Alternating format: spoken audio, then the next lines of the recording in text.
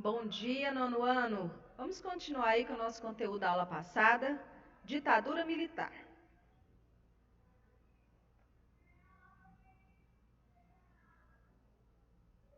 Então, o conteúdo proposto é os anos de chumbo no Brasil. Então, hoje nós vamos falar sobre a censura e também sobre as perseguições, a repreensão ocorrida durante a ditadura militar a partir de 1964. Então, o objetivo dessa aula é vocês, né, juntamente comigo, através desse vídeo, nós discutirmos como que os agentes do governo atuavam durante os anos de chumbo aqui no Brasil, esse período da ditadura militar. Antes, vamos fazer uma retomada, para nós lembrarmos como que aconteceu. O período de 1946 a 1964 é conhecido como democracia populista.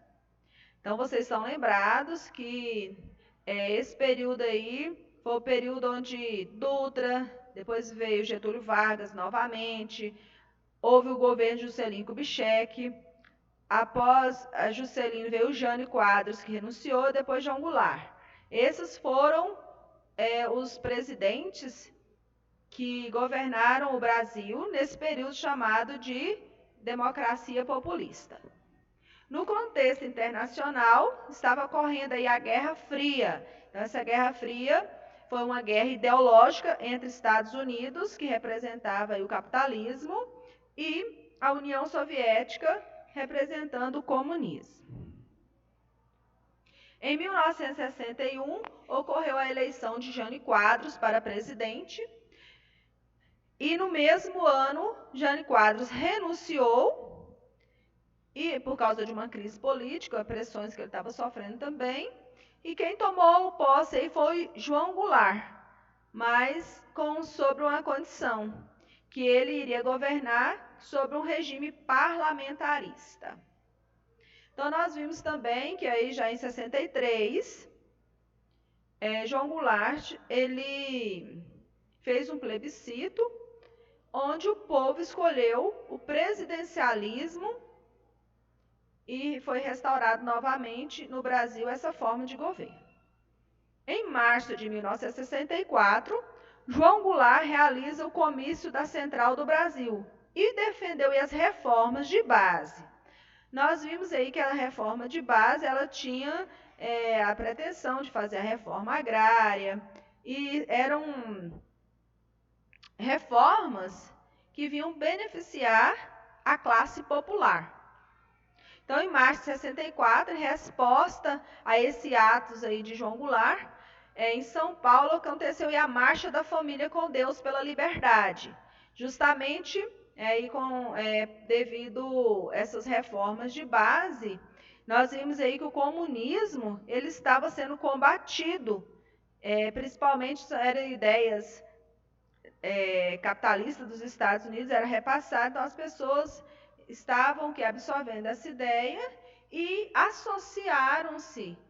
associou-se o governo de João Goulart ao comunismo. Então, acharam que essas reformas aí de base seriam manifestações de um governo comunista. Então, a classe média, a classe alta, juntamente com a igreja e mobilizando aí a massa popular, fizeram essa marcha da família com Deus pela liberdade. Dia 31 de março de 1964, o golpe militar derrubou o presidente João Goulart e os militares assumiram o poder. Então, nós paramos aí na aula passada, nós vimos aí essa aí é a passeata da família com Deus contra o governo de João Goulart.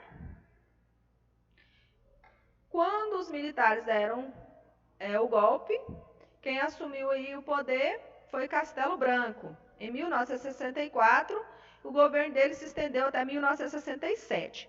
Então, nessa foto aqui, vocês vão ver aqui a figura, né, de Castelo Branco, a imagem dele aqui, a foto. E houve a posse do general Humberto de Alencar Castelo Branco em 1964, assumindo então a presidência do Brasil. Então, após o golpe de 31 de março de 1964, o Brasil agora é governado por uma junta militar. Então, no Congresso Nacional aí, elegeu indiretamente o Castelo Branco, indireto porque não foi o voto onde a população escolheu o seu governante, né? Mas sim o Congresso Nacional que elegeu o governante. Então, nesse momento aí, iniciou um período de 21 anos, onde os militares governaram o Brasil. Durante o período militar brasileiro, que foi de 1964 a 1985, houve os decretos de atos institucionais, que foram chamados de os AIs. Mas o que é um ato institucional? É um conjunto de normas superiores decretadas pelo Poder Público Federal, que se sobrepõe até mesmo à Constituição Federal. Então, são decretos, né? Os atos institucionais aí eram essas normas, decretos feitos pelo Poder Público Federal, e esses decretos estavam até acima mesmo da Constituição Federal. Então, eles tinham o quê? Um caráter centralizador e autoritário. Centralizador porque o poder agora ficou justamente na mão dessa junta militar que governava o país. No caso, estava aí na mão do presidente militar. E era autoritário porque estava acima da Constituição Federal, não levava em conta a liberdade dos cidadãos, mas sim, era um governo que ditava leis e estabelecia aí um governo onde ele governava a nação de uma forma sem participação de outras classes, principalmente a popular. Então, ele fazia aquilo que o governo achava que era necessário, que ele tinha vontade de fazer. Então, por isso que era autoritário. Não tinha democracia. Então, foi um período onde a democracia foi suprimida. Não tinha mais democracia, mas sim sobrepõe aí a vontade do governante.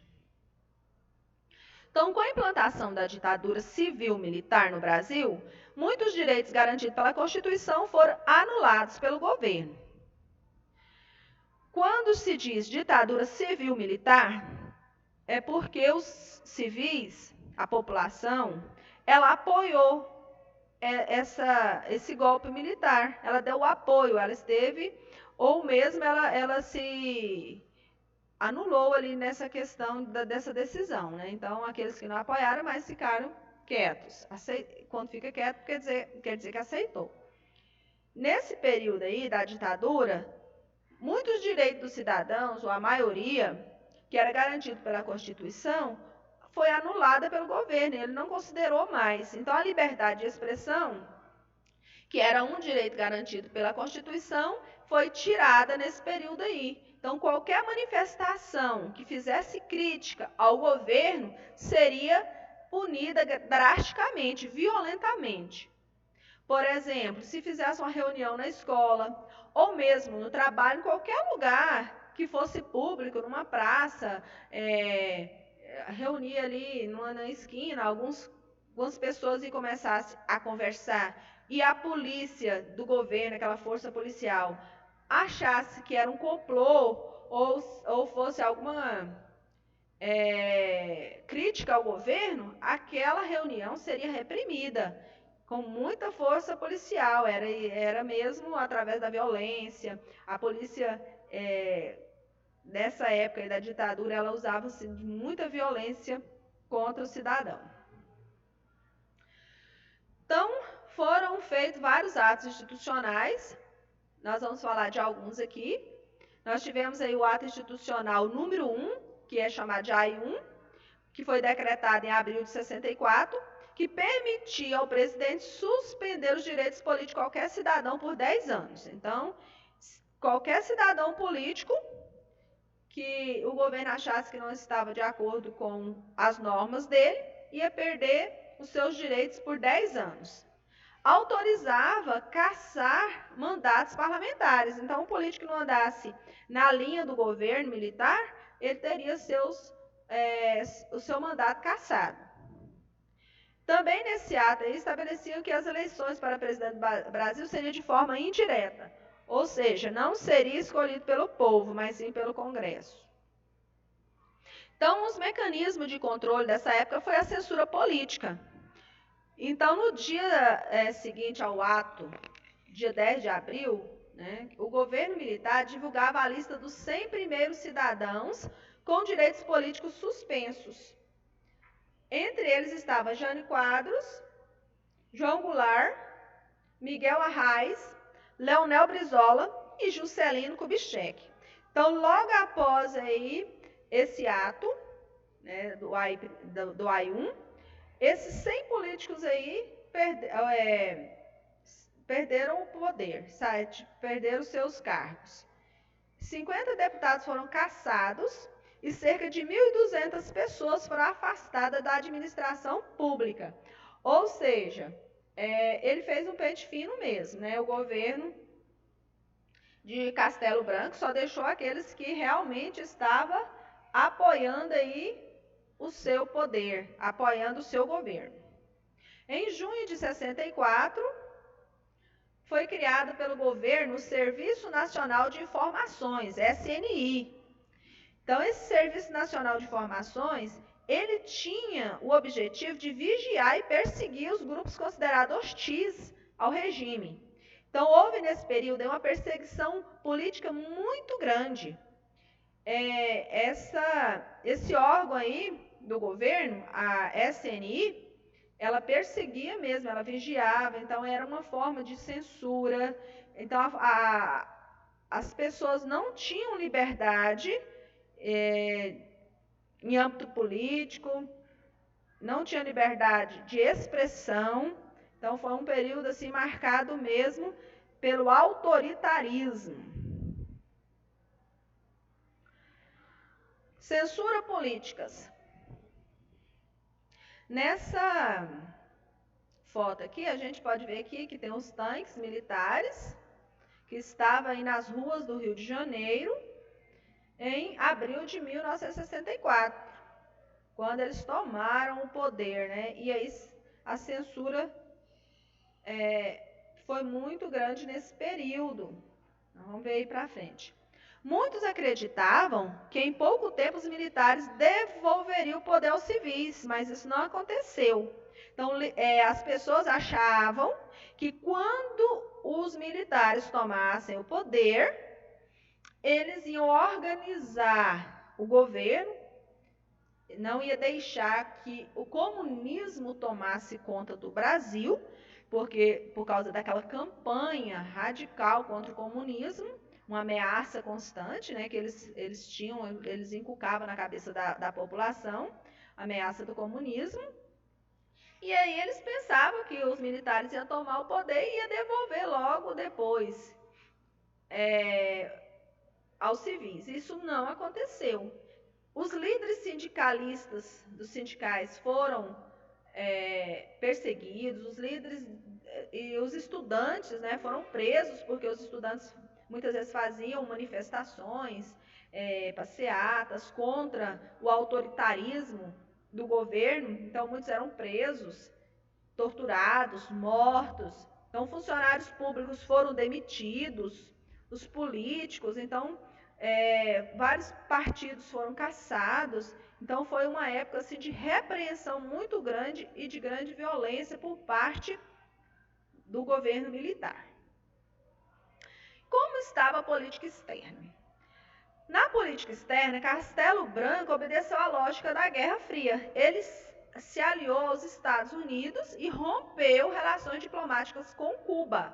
Lembrando que Cuba era socialista e ela, né, comunista. Aí ele se aliou aos Estados Unidos, que era e ainda é capitalista.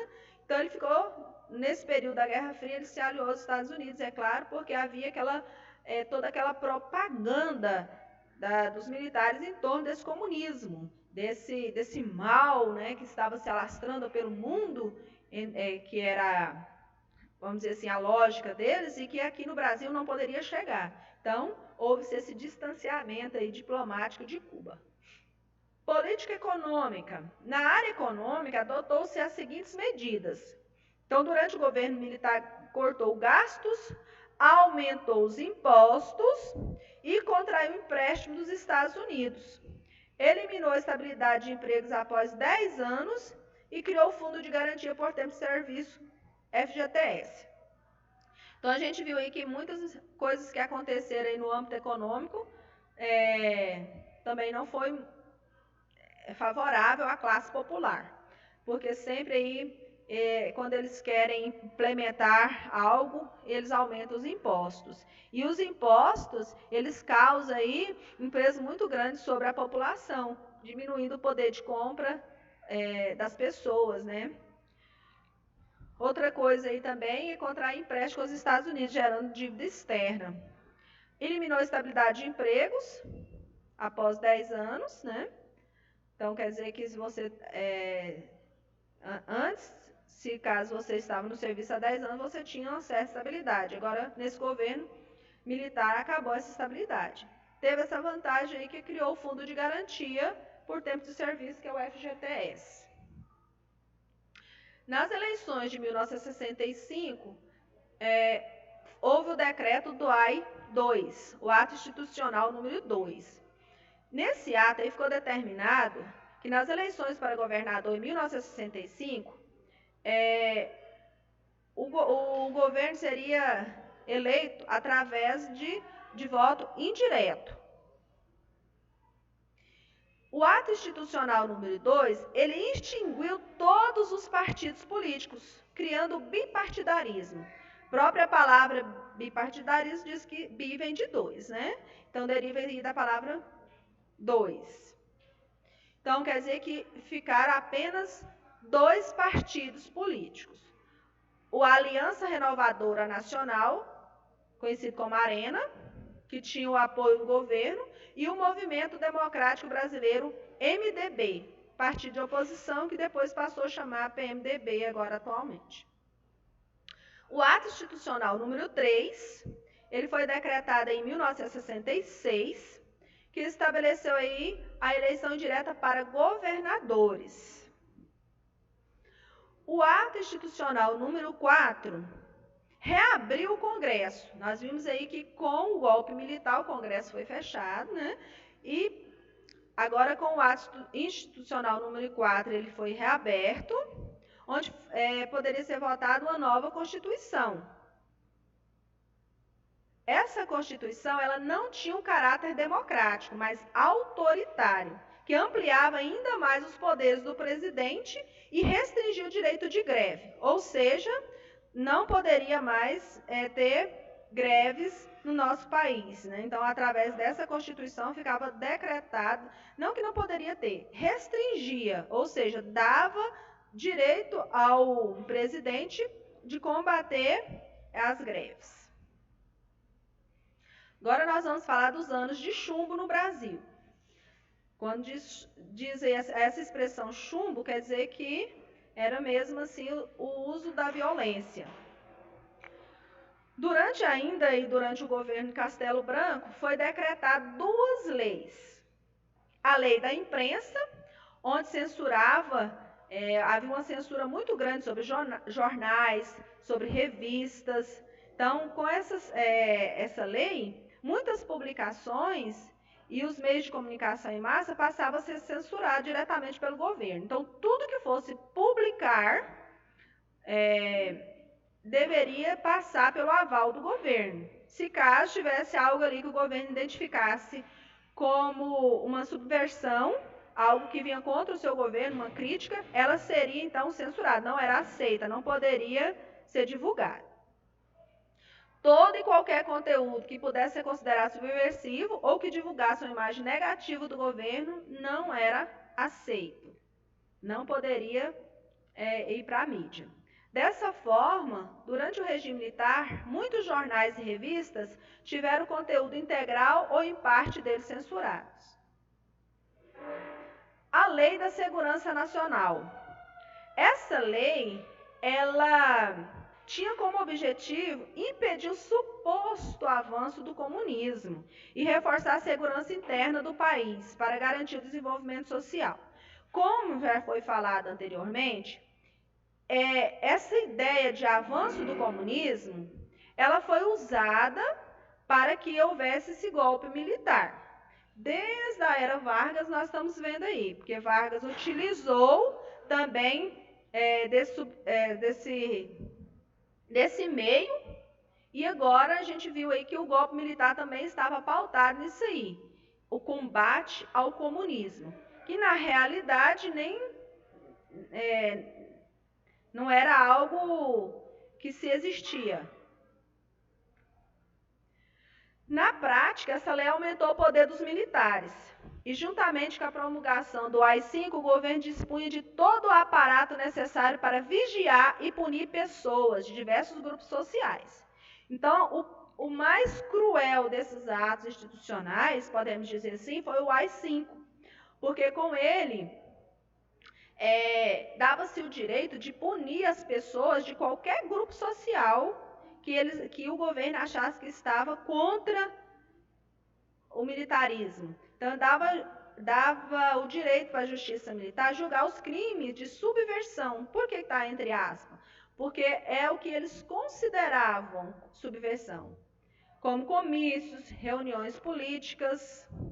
Então, o governo criou um órgão chamado DOI, COD, que ele era responsável pela repreensão sistemática e capturar os opositores do regime. Então, esse órgão aí, ele usou-se de grande violência, torturas físicas, psicológicas, para que obtesse informações. Essas torturas, elas eram de várias formas, né? Elas eram sistemáticas, ocorriam sempre, era corriqueiro, e essas torturas, elas visavam obter informações, confissões dos presos políticos, intimidar os movimentos de oposição.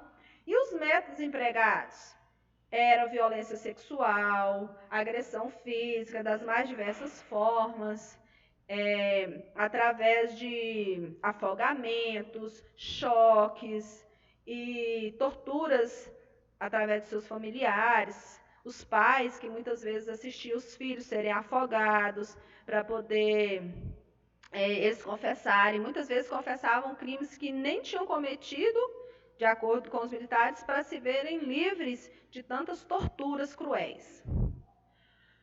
O regime político instaurado no Brasil a partir da deposição do presidente João Goulart, o que ocorreu através desse golpe, caracterizou-se pelo endurecimento das leis contrárias à participação política da população. Então, podemos concluir que a democracia foi suprimida durante esse período da ditadura militar e a participação política da população ela ficou restringida. Durante o período da ditadura, uma nova política econômica, idealizada pelo então ministro da Fazenda, Delfim Neto, impulsionou a economia do país. Essa política foi chamada de milagre econômico, e ela aconteceu de 1968 até 1973. Nessa época aí, do milagre econômico, o governo estimulou a entrada de empresas multinacionais no Brasil. Então, essas empresas, elas ficaram isentas de pagar impostos, concedeu crédito a empresários brasileiros, controlou os reajustes salariais dos trabalhadores por meio da política chamada arroxo salarial. Ou seja, consistiu o quê? Em ajustar os salários dos trabalhadores com índice abaixo da inflação. Então, o poder aquisitivo das pessoas, ela diminuía. E aí foi um período de muito sofrimento para a população. Então, para ele conseguir controlar essa economia, favorecendo os grandes empresários, a solução foi fazer essa política aí do arrojo salarial em cima da população. Então, como eu disse, essa medida favoreceu os empresários brasileiros e estrangeiros, visto que ele tinha abrido aí o Brasil para a economia brasileira, para que se entrasse essas empresas estrangeiras. Então, o dinheiro que deveria ser investido na melhoria dos salários era aplicado nas empresas. E aí aumentava a produção. Então, a lógica econômica era essa.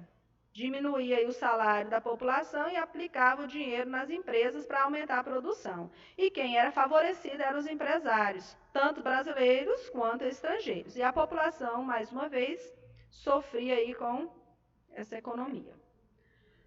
Essa nova política favoreceu principalmente os grandes empresários, que era vinculada aos setores da construção civil, da agropecuária e do automobilismo, que passaram a produzir também para o mercado externo. Então, aí eles fabricavam carros em larga escala e exportavam para outros países. Então, esse setor automobilístico aí foi muito favorecido, a construção civil, a agropecuária, levando o quê? A classe que tinha maior poder aquisitivo e estava ali junto com setores que podiam ganhar ainda mais. Então, essa grande concentração de renda nas mãos das camadas mais ricas da sociedade elevava o custo de vida. Então, ficou-se uma balança muito desfavorável. Então, os ricos estavam sendo mais favorecidos, enquanto a população estava pagando o preço. O governo passou a governar através de decretos e atos institucionais, como nós falamos, só relembrando aí. Falamos aí do pluripartidarismo, onde ficaram aí apenas 2 partidos, Arena, que era um partido governista, e MDB, que era o partido de oposição. Então, só havia esses 2 partidos durante o governo militar. Nós vimos também que com a AI-3 estabeleceu eleições indiretas para governadores, o AI-4, o ato institucional número 4, convocou o Congresso para a elaboração de uma nova Constituição. A lei de imprensa aumentar as censuras sobre jornais, revistas e publicações, e a Lei de Segurança Nacional dava poderes para a Justiça Militar julgar crimes de subversão. Por que a palavra subversão está entre aspas? Porque era de acordo com os interesses do governo militar.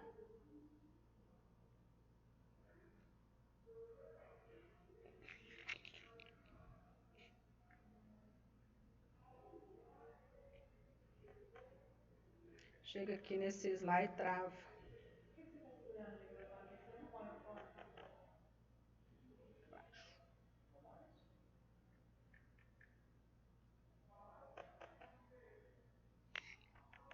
Vou falar que esse aqui não volta. Eu vou perder tudo que eu fiz. Esse da mais, não sai lá? Ele dá uma travada, mas um pouquinho. Sai, ele já volta. Será que eu perdi tudo?